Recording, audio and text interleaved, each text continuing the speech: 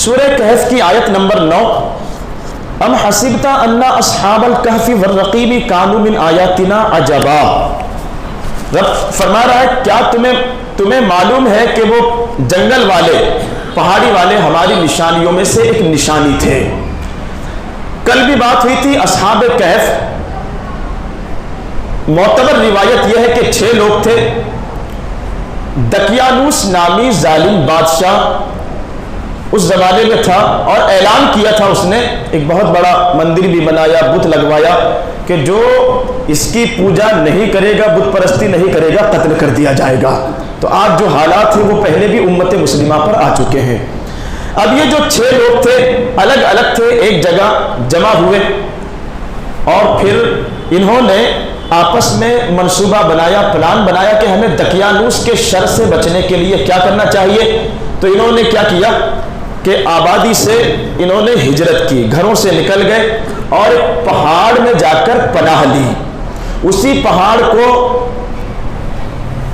پہاڑی کی نسبت کی وجہ سے ان کو اصحاب کہف کہا جاتا ہے، یعنی پہاڑی والے۔ جب یہ پہاڑی میں پہنچے، غار میں پہنچے، پہاڑی پر ایک غار تھی، اور جب اس غار میں پہنچے تو جیسا کہ کل میں نے بتایا کہ غار کے دونوں طرف سے دروازے ٹائپ کھلی جگہ تھی، پیک نہیں تھی بالکل غار۔ تو جب یہ وہاں سونے کے لیے پہنچے اور سوئے تو پتہ ہے کیا ہوا؟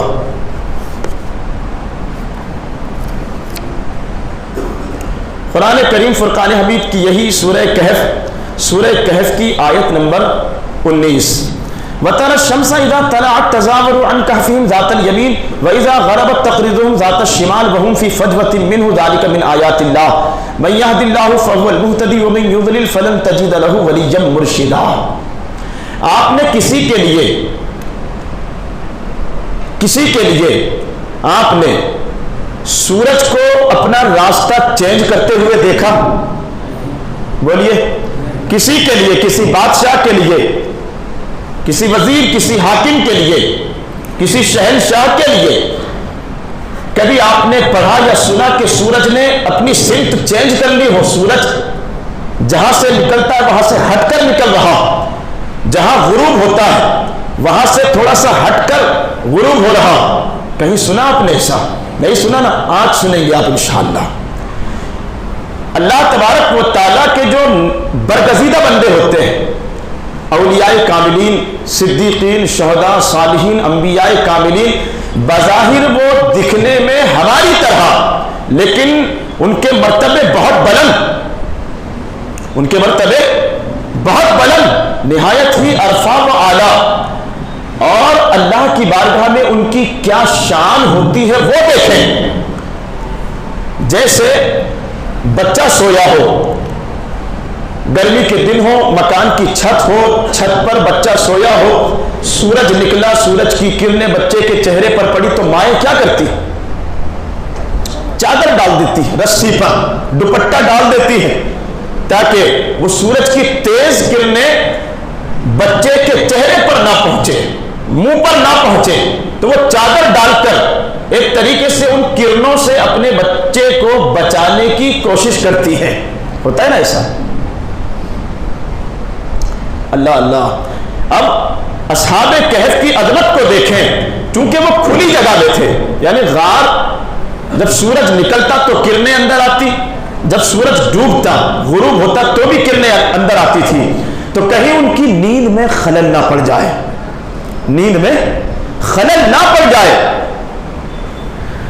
تو اللہ تبارک و تعالیٰ نے سورج کے سسٹم کو ہی چینج کر دیا، نیند میں خلل نہ پڑ جائے۔ وَتَرَى الشَّمْسَ، اللہ حضور سے فرما رہا ہے، دلائل سے بات ہو رہی ہے ساری، جیسا کہ میں نے ابھی کہا کہ یہ سورہ کہف کی آیت نمبر 19۔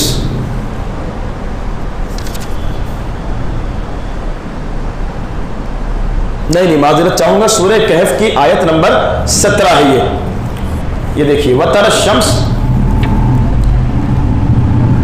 الشَّمْسَ إِذَا طَلَعَتْ تَزَاوَرُ عَنْ كَهْفِهِمْ ذَاتَ الْيَمِينِ، یہ سورہ کہف کی آیت نمبر 17 ہے، اور 19 جس آیت کا میں نے ذکر کیا اس میں یہ ایک دوسرے سے بات کرتے ہیں کہ ہم یہاں کتنے دن سوئے۔ اس پر بھی ابھی آؤں گا تھوڑی دیر میں. تو اللہ تبارک و تعالیٰ اپنے حبیب سے فرما رہا وَتَرَى الشَّمْسَ، محبوب آپ نے سورج کو دیکھا. وَتَرَى، آپ نے دیکھا سورج کو جب وہ طلوع ہوتا. وَتَرَى الشَّمْسَ إِذَا طَلَعَتْ تَزَاوَرُ عَنْ كَهْفِهِمْ ذَاتَ الْيَمِينِ، تو جب سورج نکلتا تو تھوڑا سا رائٹ سائڈ میں ہو جاتا. کدھر ہو جاتا؟ رائٹ سائڈ میں ہو جاتا، تاکہ وہ جو اس کی کرنیں ہیں نا وہ ڈائریکٹ غار میں نہ پہنچے، اور غار میں پہنچ کر وہ جو سو رہے تھے 6 یا 7 لوگ، کہیں ان کی نیند میں خلل نہ پیدا ہو جائے تو سورج کو سرکا دیا جاتا تھا.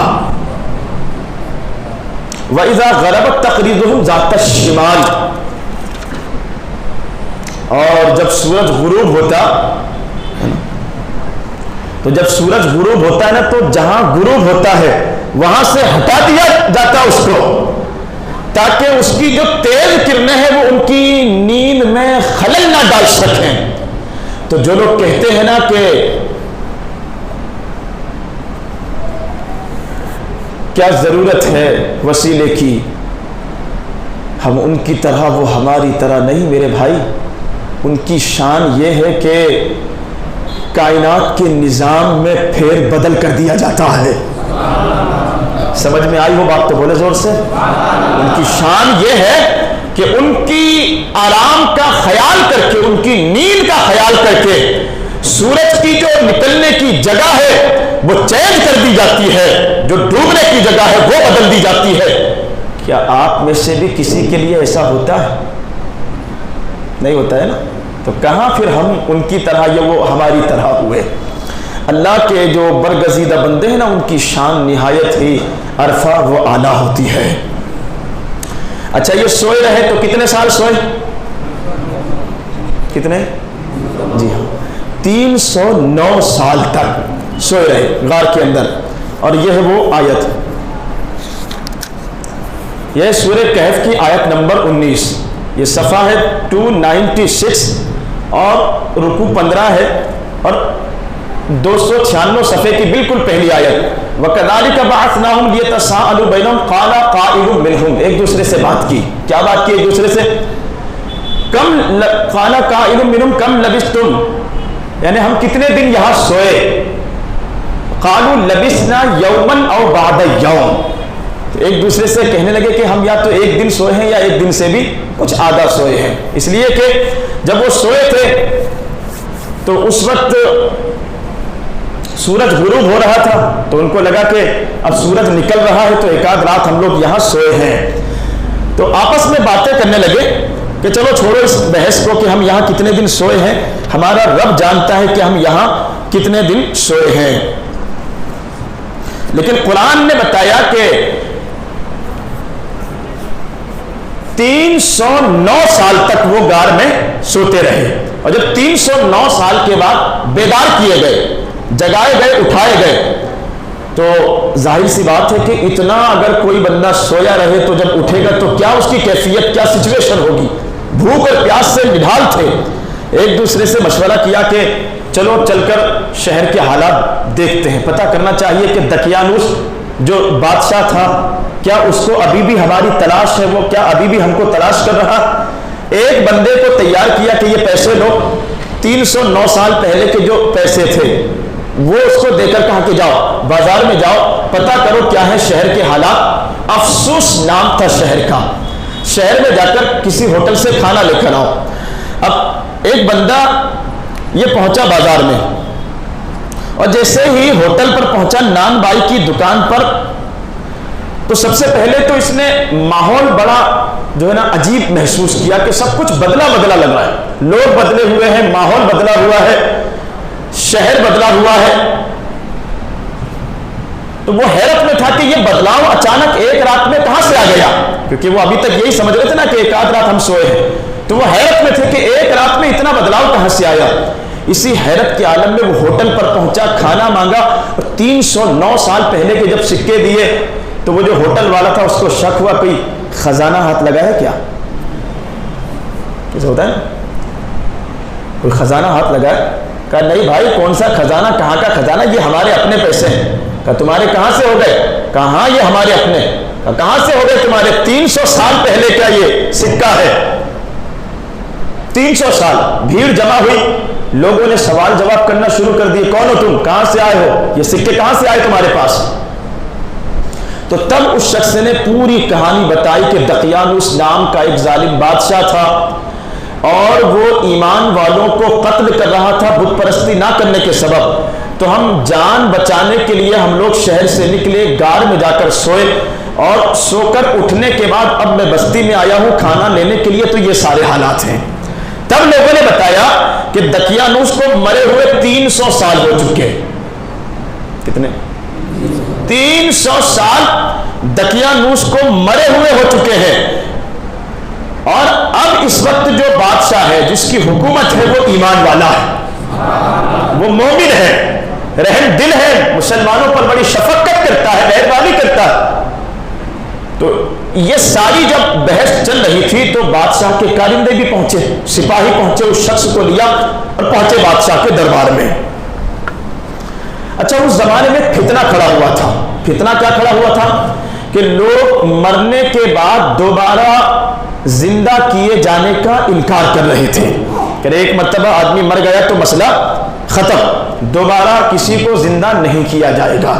یہ جو اس زمانے میں جو مسلمان تھے ان میں یہ فتنہ کھڑا ہوا تھا کہ مرنے کے بعد دوبارہ کسی کو زندہ نہیں کیا جائے گا. اب وہ جو بادشاہ تھا اور اس زمانے کے جو علماء تھے کہ لوگوں کو کیسے سمجھایا جائے. بادشاہ جو ہے وہ دیندار, متقی, پرہیزگار, رو رو کر اللہ کی بارگاہ میں اس نے دعائیں کی کہ مولا اپنی قدرت سے ایسا کوئی کرشمہ ظاہر فرما دے جس سے لوگوں کو یقین ہو جائے کہ مرنے کے بعد قبر میں بھی اور میدان حشر میں بھی دوبارہ نئے سرے سے لوگوں کو زندہ کیا جائے گا. بادشاہ جو ہے وہ دعائیں کر رہا تھا کہ مولا ایسا کوئی واقعہ ظاہر فرما دے جس سے لوگوں کو یقین ہو جائے کہ مرنے کے بعد دوبارہ زندہ کیا جائے گا. تو لوگ جھگڑا کر رہے تھے کہ دوبارہ زندہ نہیں کیا جائے گا. اب وہ جو بادشاہ تھا اس نے دعا کی اللہ کی بارگاہ میں, مولا کوئی ایسا واقعہ ظاہر فرما دے جس سے لوگوں کے ایمان کو برباد ہونے سے بچایا جا سکے. اللہ تبارک و تعالیٰ نے اس کی دعا قبول فرمائی اور اصحاب کہف کو 309 سال کے بعد پھر زندہ کیا اور بھیجا اس کو. ایک کو گیا بازار میں, بادشاہ کو ساری کہانی اس نے بتائی. اب بادشاہ پوری اپنی ریاست کے بڑے بڑے لوگوں کو لے کر پہنچا غار میں, اور جب غار میں پہنچا تو باقی کے جو 6 لوگ تھے ان کے ساتھ بھی اس کی ملاقات ہوئی. جو پہلے سے وہاں آرام کر رہے تھے ان کو لگا کہ شاید ہم کو پھر گرفتار کرنے کے لیے لایا جا رہا ہے, لیکن ایسا نہیں ہوا. بادشاہ نے اور لوگوں نے ان کے ساتھ مصافحے کیے. مصافحے کرنے کے بعد ان سے کہا کہ ٹھیک ہے آپ لوگ پھر سے آرام کرو, ہم دخل نہیں دیں گے. اور وہ جو غار کے منہ کھلے ہوئے تھے بادشاہ نے ان کو بند کروایا ان کی سیکیورٹی کے لیے. اور حدیث شریف میں ہے کہ اب قیامت تک وہ سوتے ہی رہیں گے. اچھا, ایک اور بات, حضور کے زمانے میں رسول پاک نے اپنے کچھ صحابہ کو بھیجا کہ جاؤ ان کو ایمان کی دعوت دو. جانے والوں میں 4 لوگ تھے, سیدنا صدیق اکبر, فاروق اعظم, مولا علی اور حضرت ابو درداء. ایک چادر پر یہ لوگ بیٹھے تھے اور چادر کو اللہ نے حکم دیا کہ اڑا کر اس غار میں لے کر جائے. حضرت جبرائیل بھی گواہ تھے. اب یہ چاروں لوگ پہنچے, حضور کی رسالت کی, ان کو دعوت دی, چاروں ایمان لائے. تو اس طریقے سے اب وہ حضور کے امتی بھی ہوئے. قیامت تک سوتے رہیں گے. سال میں ایک مرتبہ حضرت عبداللہ ابن عباس کہتے ہیں کہ ان کی کروٹ بدلی جاتی ہے عاشورہ کے دن, محرم کی 10 تاریخ کو. تو سال میں ایک مرتبہ ان کی کروٹ بدلی جاتی ہے تاکہ جسم جو ہے وہ مٹی ان کے جسم کو اذیت نہ پہنچائے, نقصان نہ پہنچائے. اور کمال کی بات تو یہ ہے کہ ان کے ساتھ ساتھ وہ جو ان کا کتا تھا قطمیر, اس کا نام کیا نام؟ قطمیر نام. قرآن کہہ رہا ہے کہ وہ بازو پھیلا کر وہ بھی سویا رہتا ہے. جب ان کی کروٹیں بدلی جاتی ہے تو اس کی بھی کروٹ بدلی جاتی ہے. اور کل میں نے کہا تھا کہ اچھی صحبت, اچھوں کی صحبت انسان کو اچھا کر دیتی ہے. صحبت صالح ترا صالح کنت, اچھوں کی صحبت تمہیں اچھا کر دیتی ہے. صحبت طالح ترا طالح کنت, بروں کی صحبت انسان کو برا کر دیتی ہے. وہ کتا جو اصحاب کہف کے ساتھ ہو لیا, پالا ہوا نہیں تھا، وہ جا رہے تھے، ان کے پیچھے ہو گیا۔ اب حضرت عبداللہ ابن عباس کہتے ہیں کہ اللہ قیامت کے دن بلعم باورا نام کا ایک شخص تھا، حضرت موسیٰ علیہ السلام کی قوم کا ایسا ولی جو کہہ دے اللہ قبول فرما دیتا تھا اس کی بات۔ اب پوائنٹ کی بات آ گئی ہے تو سن لیجئے۔ بلعم باورا مستجاب الدعوات، لوگ ڈرتے تھے اگر وہ چھڑی اگر غصے سے زمین پر پھینک دے، لوگ ڈرتے تھے کہ اس کی زبان سے اگر کچھ نکل گیا تو ہماری دنیا بھی برباد ہو جائے گی، آخرت بھی برباد ہو جائے گی۔ اس کی شکل میں یہ جو کتا تھا اصحاب کہف کا قطمیر، اس کو جنت میں داخل کیا جائے گا۔ آپ سوچیں گے پھر اس کا کیا بنا؟ اس کا یہ بنا کہ وہ حضرت موسیٰ علیہ السلام کا باغی ہو گیا۔ لوگ پہنچے اس کے پاس، اس کی قوم کے، قوم جبار کافر قوم تھی، حضرت موسیٰ جہاد کرنے جا رہے تھے، وہ حضرت موسیٰ کے لشکر سے مقابلہ نہیں کر سکتے تھے، پہنچے بلعم باورا کے پاس، حضرت موسیٰ کے لیے بد دعا کر دے، پیروں پر سونے چاندی کا ڈھیر لگا دیا، لالچ میں آ گیا، جیسے ہی بد دعا کرنے کی کوشش کی اللہ کے فرشتوں نے زبان کھینچ کر باہر کر دی۔ اس لیے کہ یہ جو ولایت ملتی ہے نا، اپنی کوششوں سے نہیں ملتی، اللہ کی مرضی سے، اور پھر بندہ جس پیغمبر کا امتی ہو ان کی بارگاہ سے فیض کے طور پر ولایت دی جاتی ہے، اپنی مرضی سے نہیں ملتی۔ زبان کھینچ کر باہر کر دی فرشتوں نے۔ بعد میں کچھ نبیوں نے اللہ کی بارگاہ میں سوال کیا کہ مولا جب اتنا بڑا مقام اور مرتبہ اس شخص کو دیا گیا تو پھر یہ ذلت کیوں بلعم باورا کو؟ تو پتہ ہے کیا جواب ملا؟ جواب یہ تھا کہ رب تبارک و تعالیٰ نے اپنے نبیوں سے فرمایا ہم نے بلعم باورا کو مستجاب الدعوات بنایا، مطلب جو کہہ دیتا وہ دعا قبول ہو جاتی، بہت بڑی بڑی نعمتیں اسے دی، لیکن کبھی اس نے ہمارا شکر ادا نہیں کیا۔ ناشکری جو ہے نا انسان کو برباد کر دیتی ہے، اس لیے شکر کرنے کی عادت ڈالیں۔ اب حضرت علی رضی اللہ تعالیٰ عنہ نے ان جو اصحاب کہف کے لوگ تھے ان کے نام بتائے ہیں۔ نام ہے یملیکا، مشلینا، مشلینا، مرنوش، برنوش، سازنوش، اور وہ جو ایک چرواہا ان کے ساتھ ہو گیا تھا اس کا نام تھا کفشتیوس، ایک اور جگہ اس کا نام مرتوش تھا، اور ان کے کتے کا نام تھا قطمیر۔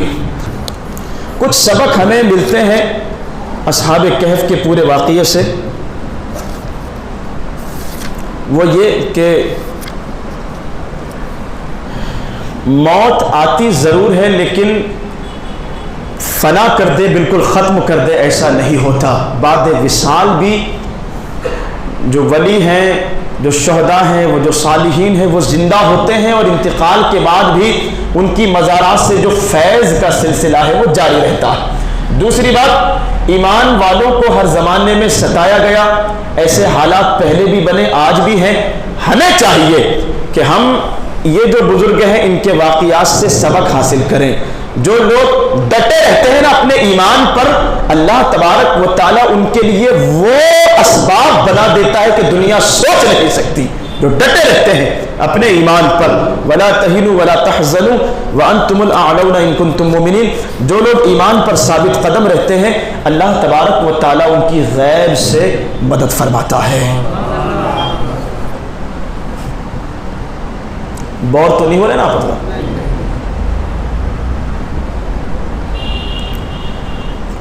کتا نجیس و ناپاک ہوتا ہے، مسئلہ آ گیا ہے تو سن لیں۔ وہ اصحاب کہف نے پالا نہیں تھا، وہ چلا گیا تھا ان کے ساتھ، لہذا جو لوگ کھیتوں میں کتا رکھتے ہیں اس میں حرج نہیں، گھروں میں کتا نہیں رکھنا چاہیے، اس لیے کہ اس کی جو رال ہے، وہ جو منہ کا پانی ہے، وہ ناپاک ہے۔ جس گھر میں کتا ہو یا جس گھر میں جاندار کی تصویریں لگی ہو، لوگ کرتے ہیں نا کہ وہ جاندار کی تصویریں بنا کر گھروں میں لگاتے ہیں، یا جس گھر میں ایسا شخص جس پر غسل واجب ہے اور وہ ناپاک ہے، غسل نہیں کرتا، وہاں رحمت کے فرشتے نہیں آتے۔ لہذا چاہتے ہیں اگر کہ رحمت کے فرشتے آپ کے گھروں میں آئے تو کتے کو گھر میں نہ رکھیں، کھیتوں میں رکھ سکتے ہیں۔ ایسے ہی جاندار کی تصویریں، باپ داداؤں کی تصویریں گھروں میں نہ لگائیں۔ اگر نمازی کے سامنے تصویر لگی ہو سائڈ میں ہو لیفٹ یا رائٹ میں اگر تصویر لگی ہو تو نماز بھی نہیں ہوتی، مسئلہ ہے یہ. ہاں لہٰذا جاندار کی تصویریں گھروں میں نہ لگایا کریں. اور جب بھی غسل مردوں کے لیے غسل واجب ہو آپ پر تو فوراً غسل کر لیا کریں، ورنہ رحمت کے فرشتے گھروں میں نہیں آتے. عورتوں کے لیے اس سے چھوٹ ہے، وہ مہینے میں کچھ ایام جو ان کے ہوتے ہیں اس میں عورتوں کے لیے چھوٹ ہے. کتا نجیس و ناپاک ضرور ہے، لیکن حضرت حسن بصری فرماتے ہیں کہ اس میں 10 عادتیں ایسی ہے کہ اگر ایمان والے ان عادتوں میں سے کسی ایک کو بھی اگر اپنا لینا تو بیڑا پار ہو جائے. کتے میں 10 اچھی عادتیں. ہمیشہ بھوکا رہتا ہے نا، اور یہ نیک بختوں کی عادت ہے. اس کا کوئی خاص ٹھکانہ نہیں بناتا اپنے لیے، کوئی اڈا نہیں بناتا. اور یہ متوکلین جو اللہ پر بھروسہ کرنے والے لوگ ہیں ان کا طریقہ. رات کو بہت کم سوتا ہے، اور یہ عشاق کا طریقہ جو اللہ کو پانا چاہتے ہیں نا، ان کا طریقہ یہ ہے کہ وہ رات کو کم سوتے ہیں اور پھر رات کا باقی حصہ اللہ کی عبادت میں گزارتے ہیں. جب مرتا ہے تو اس کے پاس کوئی پراپرٹی وغیرہ نہیں ہوتی اس کی. اور یہ زاہدین کا طریقہ، اپنے مالک کا وفادار ہوتا ہے. مالک اگر ظلم بھی کرے نا تو اس سے تعلق نہیں توڑتا. یہ اللہ کے سچے اور نیک بندوں کا طریقہ کہ اگر مصیبتیں بھی اگر آئے تو وہ ناشکری نہیں کرتے. جہاں جگہ مل جائے تو گزارا کر لیتا ہے. یہ اللہ کے عاجز بندوں کا طریقہ جو کہتے ہیں مولا تو جس حال میں رکھے ہم اس حال میں خوش. جہاں جگہ مل جائے وہاں گزارا کر لیتا ہے.